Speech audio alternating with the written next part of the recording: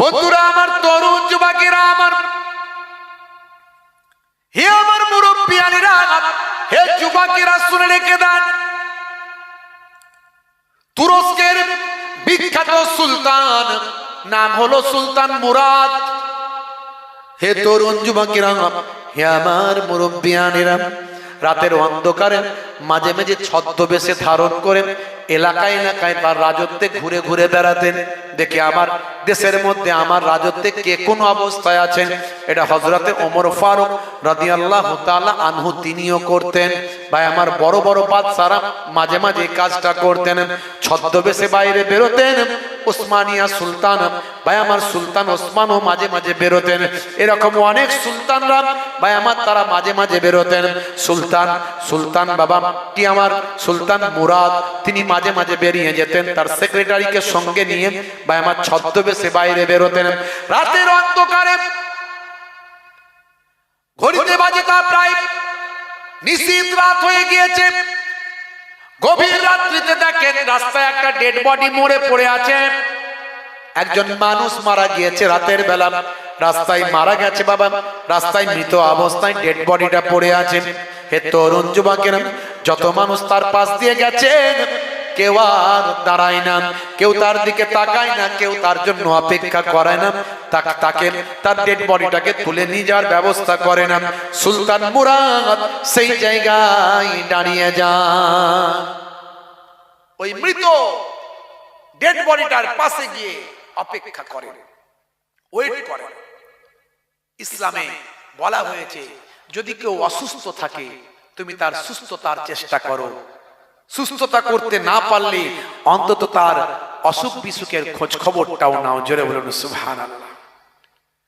আল্লাহর নবী বলেন, হে তরুণ যুবকেরা, কোন ব্যক্তি যখন তার প্রতিবেশী অসুস্থ মানুষের খোঁজ খবর নিতে যায়, এই খোঁজ খবর নিতে যাওয়া মানুষটার যাতায়াতের পথে আল্লাহর মালায়েকা ফারিস্তারা ওই বান্দার গুনাহ মাফির জন্য দোয়া চায়।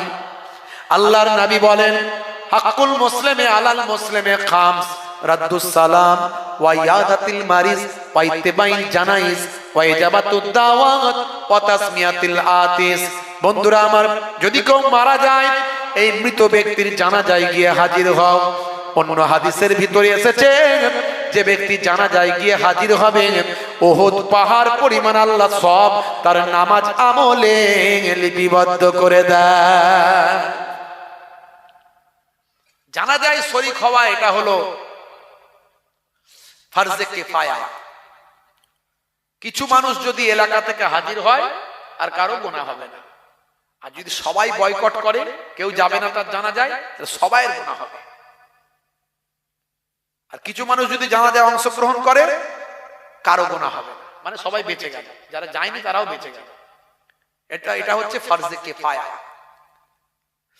বন্ধুরা আমার, তরুণ যুবকেরা আমার, সুলতান মুরাদ, হে তরুণ যুবকেরা, সেই সময় অপেক্ষা করলেন, ওই ডেড বডিটার পাশে চলে গেলেন। আশপাশে যে মানুষগুলো যাচ্ছিল তাদের ডাক দিলেন। সুলতান মুরাদকে তো কেউ চিনতে পারে না, তিনি ছদ্মবেশে আছেন, মুখটা ঢাকা দিয়ে আছেন, মাথাটা ঢাকা দিয়ে আছেন, পোশাকটা আলখেল্লাম, তার উপর চাদরটা পরে নিয়েছেন, কেউ তাকে চিনতে পারে না। তার সঙ্গী যারা আছেন তারা চেনে না ইনি হলেন সুলতান মুরাদ। হে তরুণ যুবকেরা, তিনি বললেন, বাবারা এই মানুষটা কখন মারা গেছে? পার্শ্ববর্তী আশপাশে যারা দোকানদার ছিল বা আশেপাশে যারা থাকতো তারা বলেন দীর্ঘ সময় মারা গেছে। তিনি জিজ্ঞাসা করলেন, আচ্ছা দীর্ঘ সময় মারা যাওয়ার পরেও একজন মুসলমানের লাশ কেন মুসলমানেরা তারা সম্মানের সঙ্গে তার বাড়িতে পৌঁছে দেয়নি, তার বাড়িতে কেন নিয়ে যায়নি? হুজুর বেয়াদবি নেবেন না, আপনি কে আপনাকে চিনি না, তবে এই মানুষটা বড় পাপী মানুষ, এই মানুষটা বড় অপরাধী মানুষ, এই মানুষটা প্রতিদিন মদখানায় যেত, এই মানুষটা প্রতিদিন জেনাখানায় যেত, প্রতিদিন জেনাখানায় গিয়ে জেনা করত। এই মানুষটার চেহারা পৃথিবীর মানুষ দেখতে চায় না। এই মানুষটা মারা যাওয়ার পরেও কেউ তার পাশে আসে না। সুলতান মুরাদ বললেন, শোনো, এই মানুষটা যত বড়ই পাপী হোক না কেন তার জন্য আল্লাহর দরবারে জবাবদিহি করবেন। কিন্তু কোন মুসলমান যদি মারা যায়, মুসলমানদের দায়িত্ব হলো ইসলামী নিয়ম কানুন অনুযায়ী তাকে দাফন কাফন করা। সে যেহেতু বলেনি যে আমি আল্লাহকে মানি না, সে পাপী ছিল, সে তো ইসলাম থেকে বেরিয়ে যায়নি। এখনকার যে নাস্তিক গুলো, তাসলিমা নাসরিন, আসাদ নূর, এরা সব নাস্তিক, এরা মুসলমান নয়। এদের মারা গেলে দাফন কাফন করা চলবে না, দাফন কাফন চলবে না, কারণ এরা বলে দিয়েছে আমরা মুসলমান নয়, একমাত্র মুসলমানকেই দাফন কাফন করতে হবে। বিধান হলো এটা, সিস্টেম হলো এটা। কিন্তু এই ব্যক্তি তো আর বলে দেয়নি যে আমি মুসলমান নয়, বরং এ পাপী ছিল, গুনার কাজ করত। হে তরুণ যুবকেরা, সুলতান মুরাদ বললেন চলো আমার সঙ্গে এই ব্যক্তিকে ধরে নিয়ে তার বাড়িতে চলো, বাড়ির অ্যাড্রেসে তাকে নিয়ে চলো। ভাইরা আমার, সুলতান মুরাদ ছদ্মবেশে কয়েকজন সঙ্গী সাথীদের নিয়ে ওই ডেড বডিটা তুলে নিয়ে তার বাড়িতে পৌঁছালেন। বাড়িতে নিয়ে যাওয়ার পরে ভাই আমার সকলে পৌঁছে দিয়ে যে যার চলে গেলেন। সুলতান মুরাদ এবং তার পার্সোনাল সেক্রেটারি ছদ্মবেশে কিছু সময় সেখানে অপেক্ষা করলেন, বিষয়টাকে বোঝার চেষ্টা করলেন, কি ঘটনা জানার চেষ্টা করলেন। সেই সময় ওই ব্যক্তির স্ত্রী ঝরঝর করে কাঁদতে কাঁদতে বললেন, আজকে আমি আপনাকে সাক্ষী দিচ্ছি, হে আমার প্রিয়তম স্বামী, আপনি একজন আল্লাহর ওলি বান্দা। জোরে হবে না? আমি আপনাকে আজকে সাক্ষী দিচ্ছি আপনি একজন আল্লাহর ওলি। সুলতান মুরাদকে সে চেনে না, তার স্ত্রী, কিন্তু সুলতান মুরাদ ওই মৃত ডেড বডির স্ত্রীর কথা শুনে অবাক। সারা দুনিয়ার লোক বলে এত বড় পাপী, আর বউ বলে আল্লাহর ওলি। তখন তিনি জিজ্ঞাসা করলেন, মা একটা কথা বলবো? অনেক মানুষ জুটে গেছে, অনেক মহিলারা আছে, তার মাঝখান থেকে সুলতান মুরাদ আওয়াজ দিয়ে বলছেন, মা একটা কথা বলবো? এই মানুষটাকে সারা এলাকার লোক বলে এই মানুষটা বিশাল বড় একজন মাতাল, প্রত্যেক দিন মদ খানায় যেত, প্রত্যেক দিন জেনাখানায় যেত, এত বড় একজন জেনাখোর। আর তুমি কেমন করে বলছো মা যে এই মানুষটা একজন আল্লাহর ওলি? সেই সময় ওই মানুষটির স্ত্রী চোখ পড়া পানি নিয়ে কাঁদতে কাঁদতে বলেছিলেন, আপনাকে আমি চিনি না, আপনাকে আমি জানি না, তবে আপনি যেটা বললেন এটা সত্য। আমার স্বামী প্রতিদিন মদখানায় যেতেন, আমার স্বামী প্রতিদিন জেনাখানায় ব্যভিচারালয় ওই ব্যভিচারখানা সেখানে চলে যেত আমার স্বামী। তবে শুনে রেখে দেন, জেনে রেখে দেন, পৃথিবীর মানুষ কেউ কিছু জানে না, আমি তার স্ত্রী, আমি কেবলমাত্র আসল রহস্য জানি। আমার স্বামী প্রতিদিন রাতের বেলা মদখানায় যেতেন, মদখানায় গিয়ে কিছু যতগুলো পারতেন, তার যতটা পয়সা থাকতো সেই পয়সা দিয়ে মদের বোতলগুলো কিনে তিনি বাড়িতে নিয়ে আসতেন। রাস্তায় আসার সময় মদের বোতল যখন ধরে ধরে নিয়ে আসে, লোকেরা দেখে বড় গালমন্দ করে, তুই মরে গেলে তোর সঙ্গে মিশবো না, তুই মরে গেলে তোর জানাজায় যাব না, তুই মরে গেলে তোকে মুসলমানদের কবরে দাফন করব না, তুই মরে গেলে তোকে কাফনের লাশটা, তোর লাশটাতে কোনো কাফন পরাবো না। সে বলতো, শোনো, কেউ আমার জানাজায় আসুক বা নাই আসুক, শুনে রেখে দাও, আমি যখন মারা যাব সেই জামানার সবচেয়ে বড় বাদশাহ, সবচেয়ে বড় আল্লাহর ওলিরা এবং আলেম ওলামারা আমার জানাজায় অংশ নেবে। এই কথাটা তিনি বলতেন। শুনে রেখে দিন বাবা, আমার স্বামী প্রতিদিন মদখানায় যেতেন, যতগুলো তার পয়সা থাকতো, ইনকামের পয়সা, সংসার খরচ করার পরে যেটুকু তার পয়সা বেঁচে থাকতো, সেই পয়সা দিয়ে মদের বোতলগুলো কিনে আনতেন। পৃথিবীর মানুষকে তিনি জানতে দিতেন না কেন তিনি কিনতেন। তিনি বাড়িতে নিয়ে এসে সেগুলো, ওই মদগুলো ভেঙে, কাচের বোতলগুলো ভেঙে মদগুলো ফেলে মাটিতে পুঁতে দিতেন। আর আমাকে বলতেন, জানো হে আমার প্রিয়তমা স্ত্রী, শুনে রেখে দাও, আজকে আমি অনেকগুলো মদের বোতল কিনেছি, অনেকগুলো মুসলমানের যুবককে মদ খাওয়া থেকে বিরত রাখতে পেরেছি। আমি চলে যেতাম, আমার স্বামী বেশ্যাখানায় যেত, পতিতালয়ে যেত, জেনাখানায় যেত, প্রত্যেক রাত্রিতে একজন মহিলাকে আর মহিলার ঘরে গিয়ে বলতো দরজা লাগিয়ে দাও। সারা রাত্রি সেই ঘরে থেকে আল্লাহর ইবাদত বন্দেগী করত। সকালবেলা বাড়ি এসে আমাকে বলতো, শোনো হে আমার স্ত্রী, শুনে রেখে দাও, জেনে রেখে দাও, আজকে আমি একজন নওজওয়ান যুবককে জিনা থেকে একজন মহিলা এবং একজন পুরুষকে বাঁচাতে পেরেছি। এইভাবে তিনি প্রায় চেষ্টা করতেন আর বলতেন, লোকে আমাকে খারাপ বলেন, কেউ আমার জানাজায় অংশ নেবে না, কেউ আমাকে মাটি দেবে না, কাফন দেবে না, তবে আমার বিশ্বাস যদি আমি ভালো কাজ করি সেই জামানার সবচেয়ে বড় বাদশাহ এবং আলেম ওলামা আল্লাহর ওলিরা আমার জানাজায় অংশ নেবে। এমন কথা শুনে ছদ্মবেশে থাকা সুলতান মুরাদ সেই সময় বললেন, শোনো হো মাত, কেঁদো না মাম, তোমার স্বামীর দোয়া কবুল হয়েছে। এই জামানার সবচেয়ে বড় সুলতান আমি ছাড়া আর অন্য কেউ নয়, আমি হলাম সুলতান মুরাদ, তোমার স্বামীর সামনে হাজির আছি। আমি কথা দিলাম তোমার স্বামীর জানাজার নামাজ আমি সুলতান মুরাদ আমি দাঁড়িয়ে থেকে পড়ব।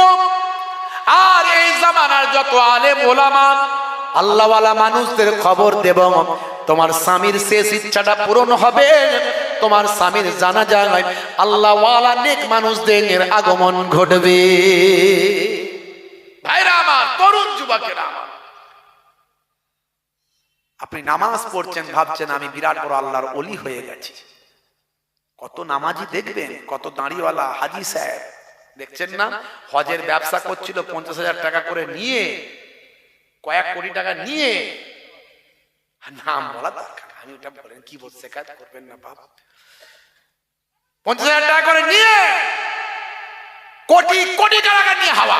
এরকম একটা ঘটনা নয়, এরকম একটা ঘটনা নয়। হজ নিয়ে যারা এরকম 2 নম্বরই করছে এরা তো নামাজি নাকি? আবার কতবার করে হাজি বলেন তো? আপনি কি ভাবছেন অত সহজ নয়। আত্তাকওয়া হা হোনা, আল্লাহর নবী বলেছেন তাকওয়াটা এখানে আছে, যার এখানটা ভালো তার সারা শরীরটা ভালো। মাঝে মাঝে ঘরটা নিজে হাতে ঝাড়ু দেন, স্ত্রীকে বলুন তোমার আজকে শরীরটা খারাপ, আমি একটু তরকারিটা কষ্ট করে তরকারিটা আমি আজকে কেটে দিচ্ছি, আলুটা কাটছি। হে তরুণ যুবকেরা, স্ত্রীর সঙ্গে রান্নায় সহযোগিতা করুন, মাঝে মাঝে নিজে হাতে বাজারটা করুন। ভাই আমার, ছোট ছোট বাড়ির কাজগুলো নিজে হাতে করুন। ছেঁড়া জামাটাও হয়তো নতুন জামা, ভালো জামা কোনো কারণে ছিঁড়ে গেছে, সেই ছেঁড়া জামাটা সেলাই করে আপনি কয়েকবার পরুন, তাহলে আপনার অহংকার আর তাকাব্বুরিটা বন্ধ হবে, আপনার আমিত্ব জিনিসটা কমে যাবে। ইসলাম এগুলো শিখিয়েছে। হে তরুণ যুবকেরা, বাড়িতে যদি কোনো মেহমান আসে, সেই মেহমানকে কিছু যদি না থাকে, 1 গ্লাস পানি হলেও তাকে তুমি খাওয়াও। বাইরে যখন তুমি বেরোবে, কোন মুসলমান ভাইয়ের সঙ্গে দেখা হলে আসসালামু কাবলাল কালাম, কথা বলার আগে তুমি দাও সালাম। তারপরে কোন অমুসলিম হিন্দু খ্রিস্টান জৈন বৌদ্ধের সঙ্গে যদি দেখা হয়, পরিচিত মানুষ, কাকা কেমন আছো, ভালো আছো, দাদা ভালো আছো, ভাই ভালো আছিস, এই সম্পর্কটা রাখো। মনে রাখবেন, এই যে আপনি অমুসলিম ভাইদের সঙ্গেও কথা বললেন, এটা হলো আপনার ছোট্ট ইবাদত, আল্লাহর নবীর সুন্নাত, নবীর আমার তরিকা। আল্লাহর নবী বলেন, ওই ব্যক্তি মুসলমান নয় যার হাতের দ্বারায়, যার জবানের দ্বারায় কোন অপর ভাই কষ্ট পায়। আপনি ভালো করে ভাবুন, আল মুসলিমু মান সালিমাল মুসলিমুনা মিন লিসানিহি ওয়া ইয়াদিহি, ওই ব্যক্তি কোন মুসলমান নয় যার হাতের দ্বারায়, যার জবানের দ্বারা অপর ভাই কষ্ট পায়। তাহলে মুসলমান কেমন করে সন্ত্রাসবাদী হতে পারে, মুসলমান কেমন করে আতঙ্কবাদী হতে পারে? হে তরুণ যুবকেরা, হে আমার মুরব্বিয়ানেরা, শুনে রেখে দিন বাবা, জেনে রেখে দেন, পৃথিবীতে কম বেশি প্রায় 60টা মুসলিম প্রধান দেশ আছে, তার মধ্যে 57টা হলো ওআইসি ভুক্ত মুসলিম প্রধান দেশ। মাত্র 4-5টা দেশেতে আমেরিকার নেতৃত্বে সেই জায়গাগুলো আতঙ্কবাদী হামলা, অশান্তি, বিভাজন, খুন খারাপি লাগিয়ে রেখেছে আমেরিকার চক্রান্তে। ভাই আমার, সাপ হয়ে কামড়ায় আর ওজা হয়ে ঝাড়ে। এছাড়া পৃথিবীতে যতগুলো মুসলিম দেশ আছে ভাই আমার, সারা পৃথিবীতে সমীক্ষা হয়েছে, প্রায় 195টা দেশ আছে, তার মধ্যে সুখী দেশের তালিকা করা হয়েছে। ভালো করে শুনুন, সুখী দেশের তালিকা করা হয়েছে। কোন দেশটা সবচেয়ে বেশি সুখী? 195টা দেশের ভিতরে কোন দেশটা সবচেয়ে শান্তির দেশ? তার মধ্যে যে দেশটার নাম এসেছে সেই দেশটার নাম হলো আমার আপনার সৌদি আরব। জোরে হবে না? তাই হোক বন্ধুরা আমার, এর দ্বারা কি প্রমাণ হলো? মুসলমানরা অশান্তি করে না বাপ, খালি মুসলমানদের পেছনে খোঁচানো হয়, পা ধরে শুধু টেনে দেওয়া হয়। বাধ্য হয়ে যখন আপনি একটু মিজাজ দেখাবেন তখন বলবে মুসলমান আতঙ্কবাদী।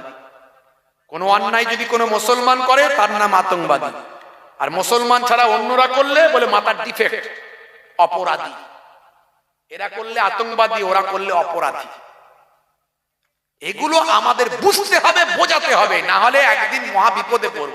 আপনার মনে হবে যে হুজুর এই কথা কেন বলছেন?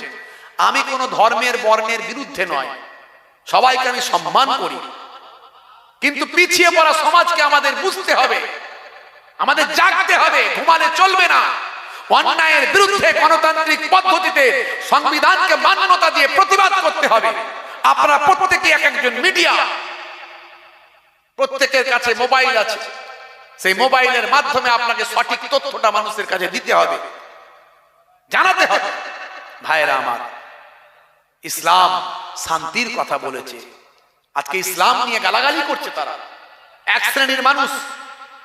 এই লড়াইটা হিন্দু মুসলমান খ্রিস্টান জৈন বৌদ্ধের লড়াই নয়, এই লড়াইটা হলো গণতন্ত্র বাঁচানোর লড়াই, সংবিধান বাঁচানোর লড়াই। ভাইরা আমার, সংবিধানকে তারা পাল্টে দিতে চায়, তারা সংবিধানকে বদলে দিতে চায়। আজকে সেই লড়াইটা চলছে, আমাদের করতে হবে যে যেমন জায়গাতে আছে, কারণ সংবিধান আজকে আমাদের সে অধিকার দিয়েছে, মুসলমানকে মাথা উঁচু করে বাঁচার অধিকার দিয়েছে, দলিত আদিবাসীকে মাথা উঁচু করে বাঁচার অধিকার দিয়েছে। আর সংবিধানকে যদি রক্ষা করতে না পারি তাহলে আমাদের কিন্তু বাঁচার কোনো রাস্তা নাই, সেটা মাথায় রাখতে হবে।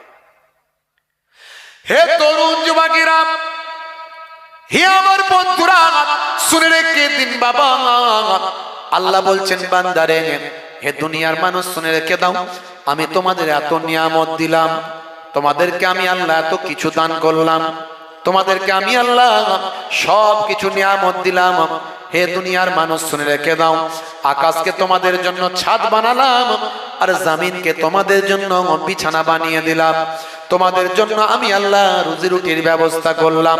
রাত দিনের বেলা তোমাদের জন্য সূর্য দিয়ে দিন বানালাম কাজের জন্য, রাতের বেলা সূর্যকে মেঘের আড়াল করে দিয়ে চাঁদকে দিলাম, নক্ষত্র দিলাম রাতের বেলা বিশ্রাম নেওয়ার জন্য। হে দুনিয়ার মানুষ শোনো, ওয়া খালাকনাকুম আজওয়াজা, আমি আল্লাহ তোমাদেরকে জোড়ায় জোড়ায় সৃষ্টি করলাম, পুংলিঙ্গ আর স্ত্রীলিঙ্গ স্বামী স্ত্রীতে তৈরি করলাম। তোমাদের মধ্যে থেকেই আমি আল্লাহ বংশ বিস্তার করলাম, সন্তান সন্ততি দিলাম। তোমাদের মধ্যে থেকেই আমি আল্লাহ ছেলে মেয়ে আলাউলাদ দিয়ে তোমাদের সুন্দর করে একটা সমাজ তৈরি করে দিলাম। তবে মনে রেখো, হে দুনিয়ার মানুষ শুনে রেখে দাও, জেনে রেখে দাও, তোমরা তোমাদের ছেলে মেয়ে আলাউলাদ সন্তান সন্ততি পেয়ে ইয়া আইয়ুহাল্লাযীনা আমানু লা তুলহিকুম আমওয়ালুকুম ওয়ালা আওলাদুকুম আন যিকরিল্লাহ ওয়া মান ইয়াফআল যালিকা ফাউলাইকা হুমুল খাসিরুন। তোমরা জানো তোমাদের সন্তান সন্ততি পেয়ে, তোমরা তোমাদের বিবি বাচ্চা আলাউলাদ পেয়ে, তোমরা জানো আমি আল্লাহকে ভুলে না যাও। তোমরা তোমাদের মাল মাতা সন্তান সন্ততি পেয়ে তোমরা যদি আমি আল্লাহকে ভুলে যাও, তোমরাই তো ক্ষতিগ্রস্তদের অন্তর্ভুক্ত হবে। হে তরুণ যুবকেরা, হে আমার মুরব্বিয়ানেরা, 1450 বছর আগে আল্লাহ বলছেন বান্দারে তোমরা তোমাদের ছেলে মেয়ে আলাউলাদ পেয়ে আমার ইবাদতটা ভুলে যেও না। মা খালাকতুল জিন্না ওয়াল ইনসা ইল্লা লিয়াবুদুন, আমি তোমাদের ইবাদতের জন্য পাঠিয়েছি। তবে মনে করো না ইবাদত মানে শুধু নামাজ, ইবাদত মানে শুধু রোজা, না না না, মিষ্টি কথা বলবে এটা ইবাদত, হাসি মুখে কথা বলাটা ইবাদত। ভাই আমার তরুণ যুবকেরা, যখন তুমি হাসবে তখন তাবাসসুম হাসি যদি হাসো, অর্থাৎ মুচকে হাসি যদি হাসো, আল্লাহর নবী এই মুচকে হাসিটা পছন্দ করতেন। হাসি হলো 3 ধরনের, এই মুচকে হাসিটাও যদি আপনি হাসেন, নবী হেসেছেন বলে আপনি মুচকে হাসলেন, হাসতে আপনি হাসাও হলো, আর ইবাদতের সওয়াবটা নামাজ আমলে আল্লাহ লিখে দিলেন। বন্ধুরা আমার, তরুণ যুবকেরা, আল্লাহর নবী বলেন যে ছোটদের স্নেহ করে না আর বড়দের সম্মান করে না, দয়ার নবী বলেন সে আমার দলভুক্ত নয়। আপনাকে ছোটদের স্নেহ করতে হবে আর বড়দের সম্মান করতে হবে। হে তরুণ যুবকেরা, হে আমার মুরব্বিয়ানেরা, এতিম বাচ্চা যদি আপনি পান, এতিম বাচ্চাকে একটু কিছু দিয়ে খুশি করে দেবেন। এটা যদি না পারেন, আপনার ক্ষমতায় যদি না হয়, অন্তত এতিম বাচ্চার মাথায় একবার হাতটা বুলিয়ে দেবেন। এই হাতটা বোলালে নবী বলেন যতগুলো চুল আপনার হাতের তালুতে লেগেছে ততগুলো সওয়াব আল্লাহ আমার আপনার নামাজ আমলে লিপিবদ্ধ করে দেয়। জোরে হবে না? বাপ মায়ের চেহারার দিকে যদি শ্রদ্ধার নজরে একবার তাকান, প্রত্যেক দৃষ্টির বিনিময়ে আল্লাহ তাআলা এক একটা কবুল করা নফল হজের সওয়াব দান করে দেন। জোরে বলুন সুবহানাল্লাহ। দেখেছেন, এর নাম হলো ইসলাম। পিতামাতার প্রতি শ্রদ্ধা, স্ত্রীর প্রতি সম্মান প্রদর্শন, স্ত্রীর সঙ্গে সহযোগিতা করা। ভাইরা আমার, তরুণ যুবকেরা আমার, কি সুন্দর সিস্টেম ইসলাম আপনাকে আমাকে শিখিয়েছে, আমার নবী শিখিয়েছেন, আল্লাহ শিখিয়েছেন। যখন খাবেন পরিমিত খাবার খাবেন, পেটটাকে 3টে ভাগে ভাগ করে চেটে বুচে খাবেন। খাওয়ার পরে চেটে বুচে খাবেন, আগুল চাটবেন, খাবারটা চাটবেন, প্লেটটা চাটবেন, চেটে হাত দিয়ে চেটে খাবেন। আপনি কোটিপতি হতে পারেন, আপনার অহংকারটা নিমিষে ধ্বংস হয়ে যাবে। ইসলাম চায় আপনি অহংকারী না হন, ইসলাম চায় আপনি বিনয়ী হন। আপনি কোটি টাকার সম্পত্তির মালিক, কিন্তু পৃথিবীর মানুষ আপনাকে জানবে আপনি সমানভাবে জীবন যাপন করছেন, আপনি মানুষের সঙ্গে সমান আচরণ করছেন। আপনি বিশাল বড় জ্ঞানী মানুষ, কিন্তু আপনার আদর্শ, আপনার আখলাক নবিয়ানা তরিকা থাকবে। আল্লাহর নবী কি আখলাক দেখিয়েছেন, কি চরিত্র দেখিয়েছেন। এই যে আমার পূর্বে মৌলানা সাহেব বলছিলেন না, বসিরহাট হুজুর যখন যাচ্ছেন, ভাইয়া মা দাদা হুজুর কেবলার কাছে, দাদা হুজুর কেবলা উঠে দাঁড়িয়ে সম্মান করছেন। নবীর আখলাক। দাদা হুজুর মুজাদ্দিদুজ জামান, জামানার মুজাদ্দিদ। বসিরহাট হুজুরের মতো হাজারো আলেম তাকে মুজাদ্দিদ বলে স্বীকৃতি দিয়েছে। বসিরহাট আলেম খুব বড়, বসিরহাট হুজুর বড় আলেম। একজন বড় আলেম যখন আসছে, এত বড় মুজাদ্দিদুজ জামান, তিনি বসে থাকতেই পারতেন, কিচ্ছু অসুবিধা ছিল না, কিন্তু তিনি সেই সম্মানটা দেখিয়েছেন, তিনি সেই সম্মানটা দেখাচ্ছেন। এটা কি? এটা আমার নবীর আখলাক। তার মানে এত বড় আলেম, এত বড় ওলি, লক্ষ লক্ষ মানুষ যাকে মানে, তারপরেও তিনি একজন সাধারণ মানুষের মতো জীবন যাপন করছে। এটাই শিখিয়েছে ইসলাম, এই আখলাকটা শিখিয়েছে ইসলাম। ভাইরা আমার, তরুণ যুবকেরা আমার, মুরব্বিয়ানেরা আমার, দরুদ শরীফ আল্লাহুম্মা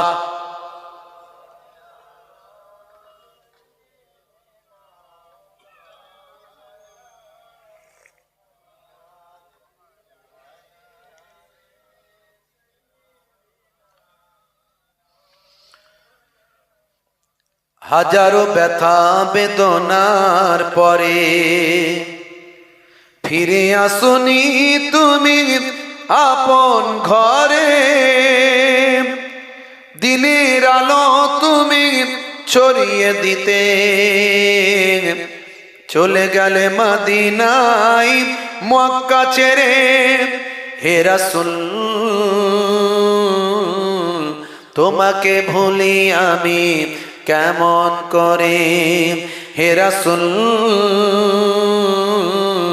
তোমাকে ভুলি আমি কেমন করে আল্লাহুম্মা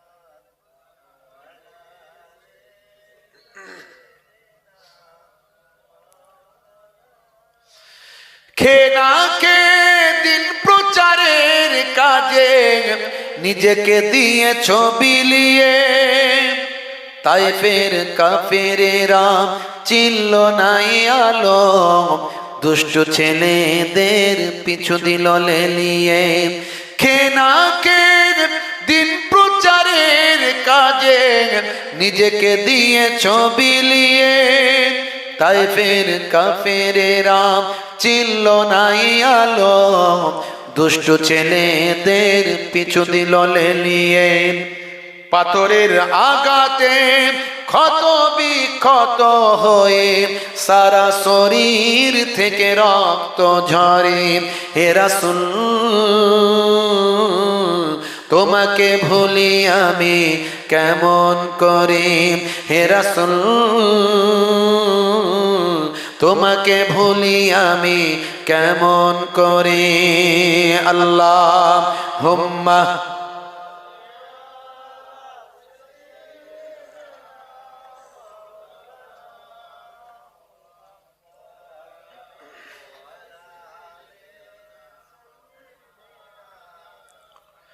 হেরার গুহায় তোমারই ধ্যান আসমান থেকে নামে আল কোরআন হেরার গুহায় তোমারই ধ্যান আসমান থেকে নামে আল কোরআন ভাঙলো সবার ভুল তোমারই পরে আসলো কোরআনের ছায়া তলে খালিদ ওমর আলী আবু বকর ইসলামী ঝান্ডা নীল যে তুলে আল আমিন তুমি ছিলে যে সদা সকল মানুষের তরে হে রাসূল তোমাকে ভুলি আমি কেমন করে হে রাসূল তোমাকে ভুলি আমি কেমন করে আল্লাহুম্মা সাল্লি আলা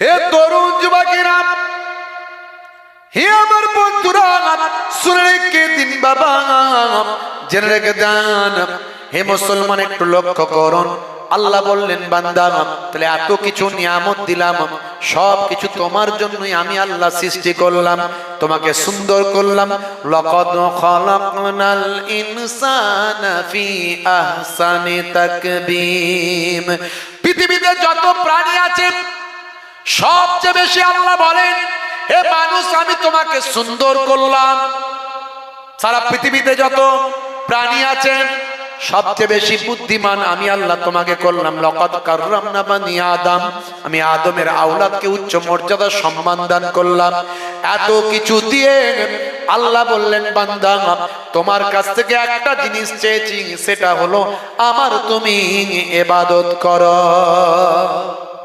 ইবাদত মানে নামাজ ইবাদত মানে নামাজ ভাইরা আমার আমরা মনে করি শুধু নামাজটা পড়লেই হয়ে যাবে কিন্তু নামাজটাকে গার্ড দিতে হবে নামাজটাকে রক্ষা করতে হবে নামাজ পড়বেন তার সঙ্গে সঙ্গে আনুষঙ্গিক যে কাজগুলো আছে সেগুলো করতে হবে দয়া প্রেম মহাব্বত ভালোবাসা যেগুলো বললাম ছোট ছোট সুন্নাত এগুলো আপনাকে রক্ষা করতে হবে এগুলো খেয়াল করতে হবে কতজন দেখবেন নামাজি বড় নামাজি কার জায়গা মেরে নিয়েছে কার উপর জুলুম করেছে কতজন দেখবেন এরকম ও নামাজের কোনো দাম নাই বাপ আর যার এখানটা খারাপ তার সারা শরীরটা খারাপ অত সহজ নয়। নামাজ, রোজা, হজ, যাকাত, কালেমা, জিকির, ফিকির এগুলো তো পরীক্ষা, এগুলো আপনার পড়াশোনা। যেমন পড়াশোনা করবেন তেমন নাম্বার পাবেন, কিন্তু রোল নাম্বার হলো এখানটা ঈমান, বিশ্বাস। বিশ্বাসে যদি গন্ডগোল হয় সব বরবাদ হয়ে গেল। রোল নাম্বার ফাঁকা, খাতা ভর্তি লেখা, মাস্টার খাতা দেখবে না, পরীক্ষায় পাস হবে না। ও নামাজ, রোজা, হজ, যাকাত সব হয়ে গেল, কোনো কাজে লাগবে না। আগে রোল নাম্বার ঈমান। বাপজি আমার, এই জন্য আল্লাহর নবী বলেছেন মুসলমান সকালবেলা মুমিন থাকবে, সন্ধ্যাবেলা কাফের হয়ে যাবে। সন্ধ্যাবেলা মুমিন থাকবে, সকালবেলা কাফের হয়ে যাবে। তারা দিনকে বিক্রি করে দেবে দুনিয়ার পরিবর্তে। তাই বাপজি আমার, একটুখানি আমাদেরকে আল্লাহ করে, এখানে সব বসিরহাট এলাকার মানুষ, আল্লাহ করে আল্লামা হুজুরের সোহবতের পাশে থাকা মানুষ, বসিরহাট ভাই আমার, মৌলানা বাগের আশপাশের মানুষ, আমার নানাজানদের ভালোবাসার মানুষ, মুজাদ্দুজ্জামানের ভালোবাসার মানুষ, জ্ঞানী মানুষ। আপনাদেরকে আর নতুন করে ওয়াজ করতে লাগে না, সবাই মাশাআল্লাহ বক্তা। যদি স্টেজে তুলে দেওয়া হয়, আপনিও দুটো ঘটনা বলে দেবেন, একটা দাদা হুজুরের ঘটনা, একটা খাজা হুজুরের ঘটনা। জি জি, খাজা হুজুর ইশারা করলো, পাথর রয়ে গেল, আর দাদা হুজুর ট্রেনের সামনে থেকে আল্লাহ বললো, মানুষটা দিগবাজি খেয়ে উঠে চলে গেল। নারী তাকবীর, আল্লাহু আকবার। আপনি দুটো ঘটনা সুন্দর করে বলবেন, 1 ঘন্টা 1.5 ঘন্টা কাটবে, কোনো অসুবিধা নেই। ওয়াজ সবাই করতে পারে বাপেরা আমার, কিন্তু আপনাকে আমাকে গ্রহণ করা, মেনে চলাটা বড় কঠিন কাজ। সে মেনে চলতে হবে ভাইয়েরা আমার। আলোচনা বেশি লম্বা চওড়া নয়, আজকে আমরা একটু ইমানি পরীক্ষা দিই। এই যে জান্নাতের বাগান আলোচনা হচ্ছে, ওয়াজ নাসিহাত হচ্ছে, আগামী বছর আবার অন্য কোনো আলেম ওলামা হুজুররা আসবে, তারা এসে আবার সুন্দর করে বোঝানোর চেষ্টা করবে, কোরআন হাদিসের কথা বলবে, আমাদের ইমানকে মজবুত করবে। এই জায়গায় সহযোগিতা করা আমাদের নৈতিক দায়িত্ব, এটাও আমাদের কর্তব্য। আমরা যে প্রকৃত ইমানদার, আমাদের হৃদয়টা যে ভালো, আমাদের মনটা তাকওয়াটা যে ঠিক আছে, তার প্রমাণ আমি আপনাদের কাছে বলবো। আগামী বছর এই জান্নাতের বাগানটা কায়েম করার জন্য আমি প্রথমে একজন বাপজিকে চাইবো, একজন পাক পাঞ্জাতনকে ভালোবেসে, পাক পাঞ্জাতনকে ভালোবেসে, আহলে বায়াতকে ভালোবেসে, আল্লাহর নবীর কলিজার টুকরা কন্যা আম্মাজান ফাতেমা জোহরা রাদিয়াল্লাহু তাআলা আনহা, আল্লাহর নবীর জামাতা শের খোদা আসাদুল্লাহিল গালিব হযরত আলী মুর্তজা কারামাল্লাহু ওয়াজহু, আল্লাহর নবীর দুইজন জামাতা, দুইজন নাতি নওয়াসায়ে রাসূল হযরত ইমাম হাসান, ইমাম হুসাইন রাদিয়াল্লাহু তাআলা আনহুমা। এই 5 জন হলেন পাক পবিত্র আহলে বায়াত। যে আহলে বায়াতের কথা আল্লাহর নবী বলেছেন, তারাকতু ফীকুম মা ইন আখাযতুম বিহি লান তাদিল্লু কিতাবাল্লাহি ওয়া ইতরাতি আহলে বাইতি। তোমরা আমার আহলে বায়াতকে আঁকড়ে ধরো, ভালোবাসো। যে আহলে বায়াতকে মহাব্বত করলো, সে নবীকে ভালোবাসলো। যে আহলে বায়াতকে কষ্ট দিল, দয়ার নবীকে কষ্ট দিল। আহলে বায়াতের জন্য ভাই আমার, ওই আপনার কারবালার ময়দানে ইমাম হুসাইনের জন্য তারা নিজেদের জীবনকে উৎসর্গ করেছে। সেই আহলে বায়াতকে ভালোবেসে ভাই আমার, যাদের অন্তরে আহলে বায়াতের প্রেম আছে, তারা কঠিন আশিক হয়, মহাব্বত ওয়ালা হয়। আর আহলে বায়াতের প্রেম থাকলে আপনার কোনো চিন্তা নাই। জি হ্যাঁ ভাইরা আমার, কাল কিয়ামতের দিনে সুপারিশ সাফাতি পাবেন। আহলে বায়াতের সঙ্গে আল্লাহ জান্নাতি করবেন। সেই আহলে বায়াতের প্রেমিক একজন মানুষকে কি পাওয়া যাবে? কারবারি ভাই, ব্যবসায়ী ভাই, আমার তরুণ যুবক ভাই, নবী প্রেমিক, আহলে বায়াতের প্রেমিক, পাক পাঞ্জাতনের ভালোবাসা অন্তরে আছে। যাদের অন্তরে থাকে, তাদের অন্তরটা আহলে বায়াতের ইশকের আগুনে জ্বলতে থাকে। তারা পয়সা দেওয়া তো দূরের কথা, নিজেদের জীবন পর্যন্ত দিতে পারে আহলে বায়াতের জন্য। আছেন একজন বান্দা, নবীর আশিক, আহলে বায়াতের প্রেমিক, 5005 টাকা বলতে পারেন। একজন কেউ আছেন 5005 টাকা বলনে ওয়ালা? আমি সবাইকে চাই না, আল্লাহ যাকে দেওয়ার ক্ষমতা দিয়েছে সেই দিতে পারবে। এই জান্নাতের বাগান, দুনিয়ার কোনো এখানে বাজে কথা হয়নি। যতক্ষণ আলোচনা হয়েছে কোরআন হাদিসের উপর আলোচনা হয়েছে, শান্তি সম্প্রীতির আলোচনা করেছে, হিন্দু মুসলমানের মধ্যে মিল মহাব্বত বন্ধন কিভাবে তৈরি করা যায় সেটা আলোচনা করেছি। ভাইরা আমার, এটাও ইসলামের পাঠ, এটাও ইসলামের নির্দেশ। তো সেই কোরআন হাদিসের আলোচনা এখানে হয়েছে। বাপ, তো একজন বান্দা আছেন আহলে বায়াতকে ভালোবেসে, পাক পাঞ্জাতনকে ভালোবেসে, কোন একজন নবীর আশিক, কোন একজন আহলে বায়াতের প্রেমিক, কারবার আছে, ব্যবসা আছে, বলতে পারেন আজ বেঁচে আছেন কাল থাকবেন না। বাপ, 5005 টাকা এমন কোন টাকাই নয়, একবার ডাক্তার দেখাতে গেলে বিদেশে কত লক্ষ লক্ষ টাকা খরচ হয়ে যায়। কাফনের কাপড় ছাড়া কিছু যাবে না। নানা যান ছোট হুজুর কেবলা রাহমাতুল্লাহ আলাইহি বলতেন, বাবা দিয়ে ধন বোঝে মন কেড়ে নিতে কতক্ষণ। আজ আছে কাল থাকবে না। আজ যে ধনী কাল সে ভিখারি, আজ যে গরিব কাল সে ধনী। সব ক্ষমতার উপর আমার আল্লাহর ক্ষমতা। কত মানুষকে আমি দেখেছি আমার জীবনে, কোটি কোটি টাকার মালিক পরবর্তীকালে ভিখারি হয়ে গেছে, অন্যের দোকানে কাজ করে। আবার এমন অনেক ভাইকে দেখেছি যারা অন্যের দোকানে কাজ করত, এখন কোটি কোটি টাকার মালিক হয়ে গেছে। আল্লাহ আপনাকে যে সম্পদ দিয়েছে সবটা আপনার ভোগ দখলের জন্য নয়, তার মধ্যে একটা অংশ এইরকম জান্নাতের বাগানে দিনের কাজে দিতে হবে। যে জায়গায় দিলে মানুষের ঈমান বাড়বে, যে জায়গায় দিলে মানুষের ঈমানি শক্তি বাড়বে, সেই জায়গায় দিতে হবে। ভাইরা আমার, বাপ কবরে, মা কবরে, দাদা কবরে, দাদি কবরে, তারা আপনার দিকে তাকিয়ে আছে। কেউ যদি একটু দান সাদকা করে দেয়, কাল জাবালে রহমতের পাহাড় করে আল্লাহ পৌঁছে দেবেন। একজনকে চেয়েছিলাম 5005, হবে না বাপ। কারবারি ভাই হাতটা তুলে দেখাতে পারেন এতগুলো মানুষ আছে। যদি না হয় 3005, 3005। আল্লাহ বিতরুন ওয়া ইহিব্বুল বিতরা, আল্লাহ বেজোর বেজোর পছন্দ করেন। 3005 বলনে ওয়ালা একজন আছেন, পাক পাঞ্জাতন আহলে বায়াতকে ভালোবেসে। যদি কেউ কারবারি ব্যবসায়ী ভাই থাকেন, মাশাআল্লাহ, আমার বাপজি দেখেছেন, চিনতে পারবেন মানুষটাকে দেখলে মনে হবে। হ্যাঁ, কোথায় বাড়ি? সুরাট ঢালি। নাম কি?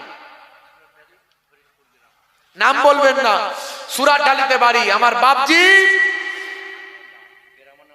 হরিশপুরে বাড়ি। আচ্ছা, মাশাআল্লাহ। তো পাক পাঞ্জাতন আহলে বায়াতকে ভালোবেসে থাকতে না পেরে 3005 টাকা দেবেন। জোরে বলুন মারহাবা, জোরে বলুন না মারহাবা। নারে তাকবীর। জোরে আল্লাহু আকবার বললে হয় না কি জি?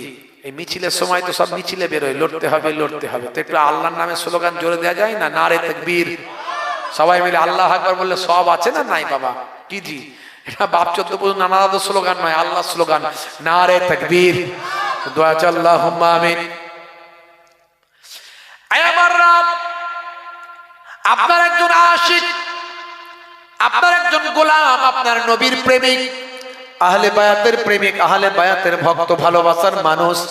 আহলে বায়াতের প্রেম যাদের অন্তরে আছে, তারা পয়সা তো দূরের কথা, নিজেদের জীবনটা দিয়ে দিতে পারে। আপনার এক বান্দা নামাজি, পরেশগার, দিনদার, পরেশগার, আল্লাহওয়ালা মানুষ দেখি বোঝা যায়।